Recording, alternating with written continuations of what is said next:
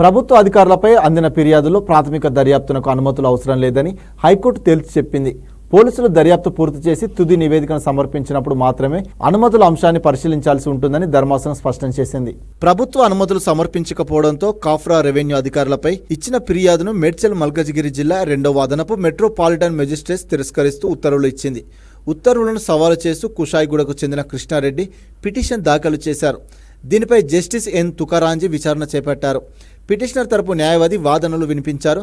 కాఫ్రాలోని survey number 119లోని ప్రభుత్వ భూమి ఆక్రమణలో తహసీల్దార్ Anitha, surveyor Sreeshma, revenue inspector Shalini, గీర్ధవర్ విశ్వనాథ్, సబ్ రిజిస్టర్ రాజశేఖర రెడ్డిలపై ప్రైవేటు వ్యక్తులకు సహకరించారని ఫిర్యాదు దాఖలు చేశారన్నారు. అధికారులపై కేసు నమోదు చేసి దర్యాప్తు జరిపేలా పోలీసులను ఆదేశించాలని కోరారు. అయితే విచారణకు ప్రభుత్వ అనుమతులు లేవన్న కారణంగా ఫిర్యాదును తిరస్కరించారని తెలిపారు. వాదనలు విన్న న్యాయమూర్తి పోలీసుల ప్రాథమిక దర్యాప్తునకు అనుమతులు అవసరం లేదని, ఛార్జిషీట్ దాఖలు చేసినప్పుడు మాత్రమే అవసరమని తెలిపారు. ఈ మేరకు మెజిస్ట్రేట్ ఇచ్చిన ఉత్తర్వులను రద్దు చేస్తూ ఫిర్యాదును పోలీసులకు సిఫారసు చేశారు. దర్యాప్తు నివేదిక అందిన తర్వాత చట్ట ప్రకారం నిర్ణయం తీసుకోవాలని మెజిస్ట్రేట్ను ఆదేశిస్తూ పిటిషన్పై విచారణను మూసివేశారు.